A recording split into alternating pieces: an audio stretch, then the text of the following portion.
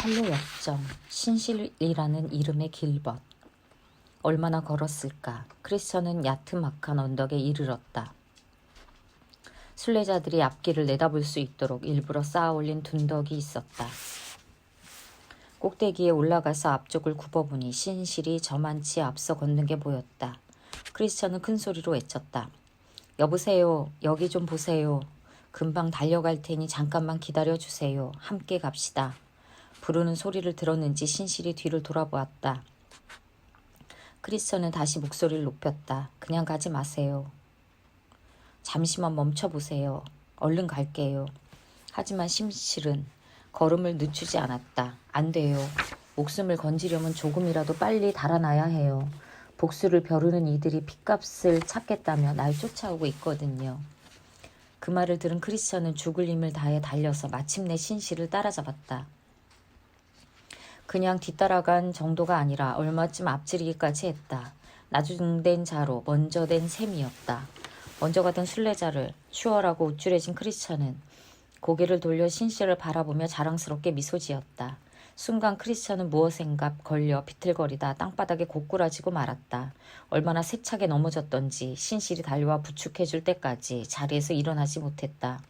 꿈에서 보니 그 뒤부터는 두 사람은 어깨를 나란히 하고 함께 걸었다. 마치 형제처럼 서로를 아끼고 사랑했으며 여기까지 오면서 제각기 겪었던 일들을 나누느라 시간 가는 줄을 몰랐다. 존경하는 벗이여, 크리스찬은 사랑스러운 신실 형제에게 말했다. 그대를 따라잡을 수 있어서 얼마나 기쁜지 모릅니다. 하나님이 우리 둘의 심령에 역사하시고 동행으로 즐겁게 한 길을 가게 하셨습니다. 신실이 화답했다. 순례를 시작할 때부터 함께하고 싶었습니다. 다만 그대가 나보다 먼저 떠나는 바람에 이렇게 먼 길을 홀로 걸을 수밖에 없었답니다. 나를 쫓아 순례 여행에 나서기 전에 얼마나 오랫동안 멸망의 도시에 머무셨습니까? 오래 지체할 수가 없었습니다. 형제가 출발한 뒤로 머지않아 하늘에서 불벼락이 쏟아져서 도시가 다 타 없어질 거란 소문이 파다했으니까요. 그래요? 이웃 사람들이 그렇게 얘기했단 말입니까? 크리스찬은 눈이 휘둥그레졌다. 그렇습니다. 한동안은 다들 눈만 뜨면 그 얘기를 나누었으니까요. 그랬군요. 그런데 위험을 피해서 피난 나온 사람이 어째서 형제님 한 분뿐이시죠? 신실이 대답했다. 이미 얘기한 것처럼 이러니 저러니 말을 많았지만 아무도 사실로 받아들이지는 않았던 것 같아요. 너나 없이 그 일을 입에 올리면서도 그대가 꽁무니 빠지게 달아났다는 식으로 비아냥거리는 경우가 적지 않았어요.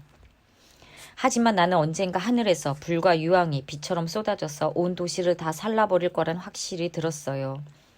지금도 그렇게 믿고 있고요. 그래서 고향을 등지고 이렇게 순례길에 들어서게 된 겁니다. 한 동네에 살던 유순한 씨가 무슨 얘기를 들은 게 있습니까? 크리스찬이 물었다. 있고 말고요. 그대를 따라가다가 낙담이란 늪에 빠졌다고 하더군요. 본인은 그 부분을 극구 부정하지만 개인적으로는 틀림없는 사실로 보고 있습니다. 수렁에나 있음직한 개 흙을 잔뜩 뒤집어 쓴 채 다시 나타났거든요. 신실이 말했다. 동네 사람들은 뭐라고 하던가요? 내가 떠나올 무렵에는 도중에 돌아온 걸 조롱하는 분위기였어요. 놀리고 창피를 주는 건 물론이고 아예 따돌리기까지 했어요. 도시를 떠났을 때보다 7배는 형편이 나빠진 꼴이죠. 유순한 씨를 비웃는 까닭을 모르겠군요. 너나 없이 멸시하던 길을 포기하고 돌아왔으니 도리어 칭찬해줘야 할 일이 아닐까요? 크리스찬은 고개를 갸우뚱거렸다. 다들 그러더군요. 변절자 같으니라고 저런 인간은 목을 매달아야 해. 스스로 한 약속에도 충실하지 못한 놈, 바른 길을 버리고 돌아선 탓에 하나님이 원수들까지 부추겨 야유와 멸시를 받으며 두고두고 말거리가 되게 만드신 게 아닌가 싶습니다. 길을 떠나기 전에 유순한 씨와 이야기해봤습니다. 길에서 한번 마주친 적이 있어요.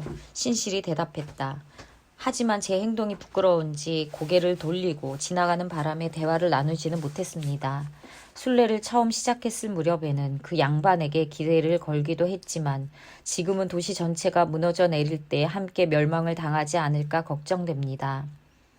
개가 그 토했던 것에 돌아가고 돼지가 씻었다가 더러운 구덩이에 도로 누웠다는 속담이 그대로 들어맞았으니 말입니다.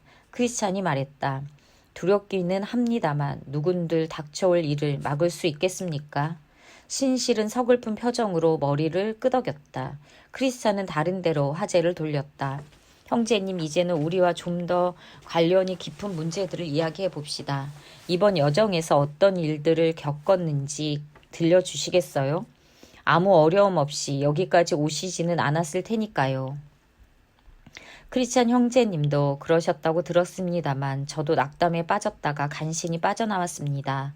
그러곤 양의 문까지 별다른 위험을 겪지 않고 쭉 갔어요. 그러다 음탕이란 여자를 만났는데 자칫 큰 피해를 입을 뻔했습니다. 신실은 차분하게 설명했다. 그 덫을 피했다니 천만다행입니다. 요셉도 음탕의 유혹을 받았지만 뿌리치고 도망쳤었지요. 하지만 그 대가로 목숨을 내놓아야 할 위기에 몰렸었어요. 그런데 그 여자가 형제님한테 무슨 짓을 한 거죠?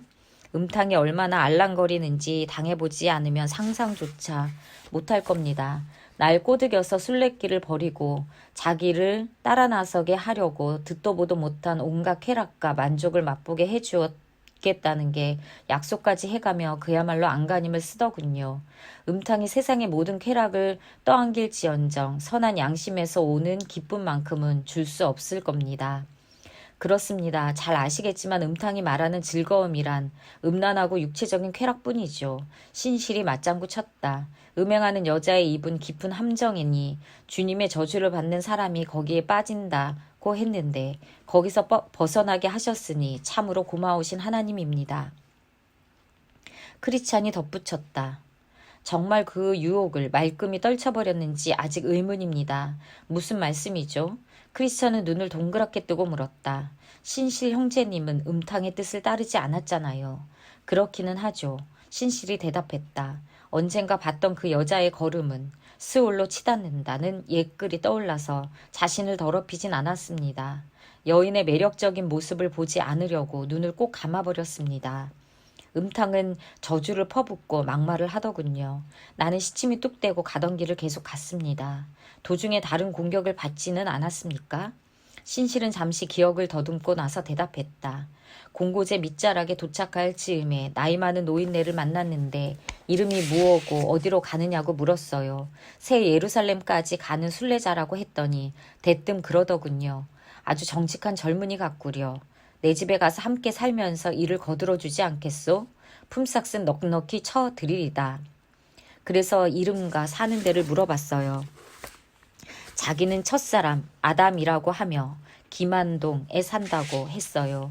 무슨 일을 맡기고 삭슨 얼마나 주려고 하느냐고 했더니 허다한 즐거움을 누릴 수 있는 일을 하는데 힘을 보태주면 품삯으로 상속자의 지위를 주겠다고 하더군요. 다시 물었죠. 어떤 집에 살고 다른 일꾼들이 더 있느냐고요.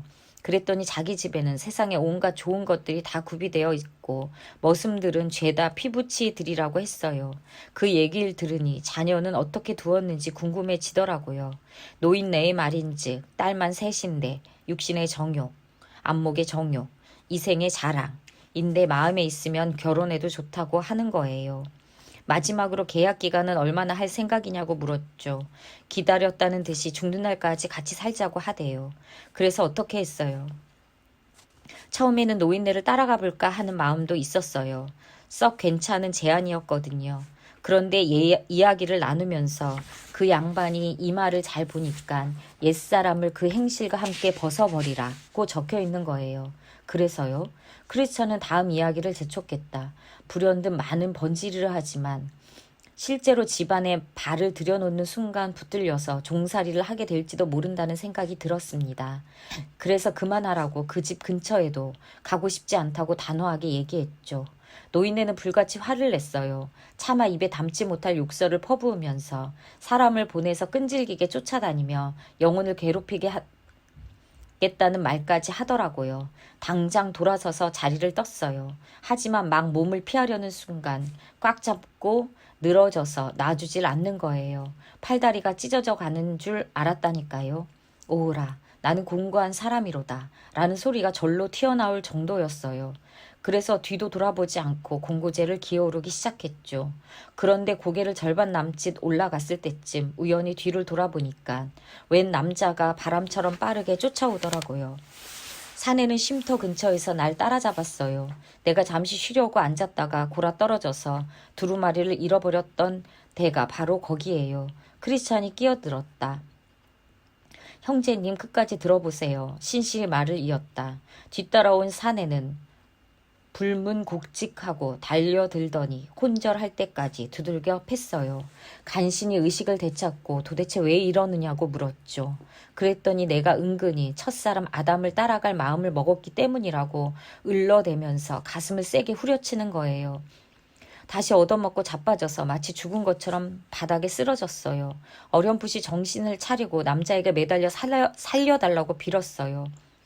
하지만 상대는 내 시선에 자비란 없다면서 또 곤죽이 되도록 주먹질을 했어요. 어떤 분이 갑자기 나타나서 당장 멈추라고 호통을 치지 않았더라면 아마 전 맞아 죽었을 거예요. 매질을 말려주신 분이 계셨다고요? 예, 처음에는 알아보지 못했어요. 그런데 나중에 지나가실 때 보니까 양손과 옆구리에 깊은 상처가 있더군요. 그래서 알았죠. 그분은 주님이었어요. 덕분에 계속 고갯길을 오를 수 있었습니다. 신실 형제님을 따라왔던 사내는 아마 모세였을 겁니다. 크리스천이 설명했다. 상대가 누구든 법을 어겼다 싶으면 자비를 베푸는 법이 없지요. 잘 압니다. 처음 만난 게 아니거든요. 고향에서 편히 살고 있을 때 불쑥 찾아와서 거기 머물러 있다가는 하늘에서 쏟아지는 불벼락을 맞아 온 집안이 타 죽고 말 거라고 얘기해준 장본인이 바로 그 사내랍니다. 형제님이 모세를 만났던 쪽 고개 꼭대기에 집 한 채가 서 있는 게 보이지 않던가요? 크리스찬이 물었다. 봤어요. 사자들이 지키고 있는 집 말씀이죠. 대낮이어서 그랬는지 녀석들은 잠들어 있더군요. 하지만 가야 할 길이 아직 한참 남아 있어서 문지기를 지나쳐 언덕을 내려왔지요. 크리스천은 몹시 안타까웠다. 맞아요. 문지기가 저더러 형제님이 방금 지나갔다고 알려주었거든요. 잠시 들렸더라면 주인 아가씨들이 평생 잊을 수 없을 만큼 진귀한 물건들을 수없이 보여주었을 텐데 아무튼 그건 그렇다 치고 겸손의 골짜기에서는 아무도 못 보셨어요? 신실이 대답했다. 불만이라는 양반을 만났는데 그쯤에서 자기랑 돌아가자며 열변을 토합디다. 골짜기에는 눈길을 줄 만큼 영예로운 게 조금도 없다는 거죠. 골짜기로 들어가는 순간 교만, 오만, 자만, 세상 영광을 비롯해 자기랑 친한 모든 친구들과 완전히 담을 쌓는 셈이라고 했어요. 고집을 꺾지 않고 겸손의 골짜기로 들어가면 그 패거리들의 심기를 대단히 불편하게 만들 거라고요. 저런. 그래서 뭐라고 대답했어요. 거론하는 인물들과 한때 피부치나 다름없이 가까이 지냈고 육신적으로 따져봐도 친척지간인 건 사실이지만 순례에 나설 때 이미 의절을 당한 처지고 내 쪽에서도 다시 보고 싶은 마음이 없노라고 했죠. 이제는 피 한 방울도 안 섞인 남이나 다를 바 없으니 더 이상 이래라 저래라 하지 말라고 딱 못을 박았어요. 뿐만 아니라 겸손의 골짜기를 그런 식으로 얘기하지 말라고 따끔하게 한마디 해줬어요. 겸손이 영예보다 낫고 거만한 마음은 넘어짐의 앞잡이라는 얘기도 못 들어봤냐고요. 댁과 세상 친구들이 애착을 가질만 하다고 여기는 것들이 아니라 참으로 지혜로운 이들이 추구하는 진정한 영예를 찾으러 기꺼이 골짜기 안으로 들어가겠노라고 했어요. 계곡 안에서 만난 사람은 없었어요. 크리스찬이 캐물었다. 수치심이라는 남자를 만났어요. 순례를 떠난 이후로 별의별 사람들을 다 상대했지만 이름과 댐댐이가 이렇게 어울리지 않는 인물은 처음 봤어요. 보통은 얼마쯤 티격태격하다가 금방 떠나버리잖아요. 그런데 그 뻔뻔스러운 친구는 창피한 줄도 모르고 찰떡같이 달라붙어서 절대로 떨어지지 않더라고요. 신실은 손사래를 치며 말했어요. 맙소사, 그 염치 않는 인간이 뭐랍디까. 신앙을 통째로 부정했어요. 믿음의 존재를 염두에 두는 태도 자체가 가련하고 천박하며 음침한 짓거리라 더군요. 양심에 신경 쓰는 건 사내답지 못하다면서 스스로 말과 행실을 살펴서 요즘 사람들이 서슴없이 하는 일들을 삼가고 조심한다면 놀림감이 될 거라고 장담했어요. 힘있고 집안 좋고 똑똑한 이들은 결코 내 의견에 동의하지 않을 거랬어요. 순례자라는 작자들은 십중팔구 평판이 나쁘고 허약하고 가난한 인종들이라고 꼬집더라고요. 한마디로 자연과학에 대한 무지와 이해 부족을 고스란히 드러내는 시대착오적인 형태라는 거죠. 정말 할 말 못할 말 가리지 않고 다 하더라고요. 예를 들어 뉘우치고 슬퍼하는 마음으로 설교를 듣는 건 망시스러운 모습이고, 집에 돌아가면서 한숨 지으며 탄식하는 것도 수치스러운 행동이라고 했어요. 사소한 잘못을 두고 이웃에게 용서를 구한다든지 허락 없이 가져온 남의 물건에 대해 값을 치르는 걸 다 부끄럽게 생각했어요. 신앙은 악을 포용할 줄 아는 강한 인간들을 이간질하고 믿음으로 형제자매가 되었다는 명분을 내세워 죄 많은 밑바닥 인생들까지 존중하게 만든다며 열을 올리더군요. 그러곤 내게 질문하더군요. 얼마나 창피한 일입니까? 안 그렇소? 형제님은 뭐라고 했어요? 크리스찬은 재촉하듯 물었다. 처음에는 뭐라고 대꾸해야 좋을지 막막하더라고요. 신실히 말을 이었다. 얼마나 정신을 빼놨던지 그 바람에 온몸의 피가 머리로 쏠리는 것 같았어요. 그렇습니다. 하마터면 말문이 딱 막힐 뻔했습니다. 하지만 문득 사람들이 높이 평가하는 그러한 것은 하나님이 보시기에 혐오스러운 것이란 생각이 들더군요. 수치심은 하나님과 그분의 말씀이 아니라 인간이 좋아하는 얘기만 하고 있다는 걸 파악하기 시작한 거죠. 뿐만 아니라 마지막 심판날 생사를 가르는 기준은 끈질기게 괴롭히는 세상의 이념과 정신이 아니라 지극히 높으신 분의 지혜와 법이라는 걸 깨달았어요. 그러므로 하나님이 그분을 좇는 신앙과 민감한 양심을 더 사랑하신다는 점을 감안할 때 온 천지가 다 들고 일어나 반대한다 할지라도 주님의 말씀을 따르는 게 가장 좋은 선택이란 얘기죠.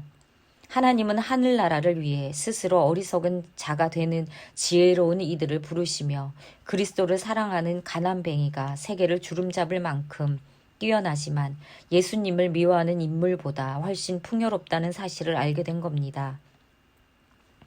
그래서 쏘아 붙여줬어요. 썩 물러가라. 내 구원을 가로막는 원수 수치심아. 내가 내 놈의 말에 솔깃해서 왕이신 주님을 외면할 것 같으냐. 그랬다가 다시 오시는 주님을 무슨 낯으로 뵙겠느냐. 하나님의 길과 그분의 일꾼들을 부끄러워하면서 무슨 은총을 기대할 수 있겠느냐. 수치심이란 놈은 생각할수록 대담한 불안당이었습니다. 악착같이 쫓아다니며 신앙생활을 하는 건 정말 미혹한 짓이라고 이런저런 말로 귓가에 속삭여 대는 통에 좀처럼 곁에서 몰아낼 수가 없었어요.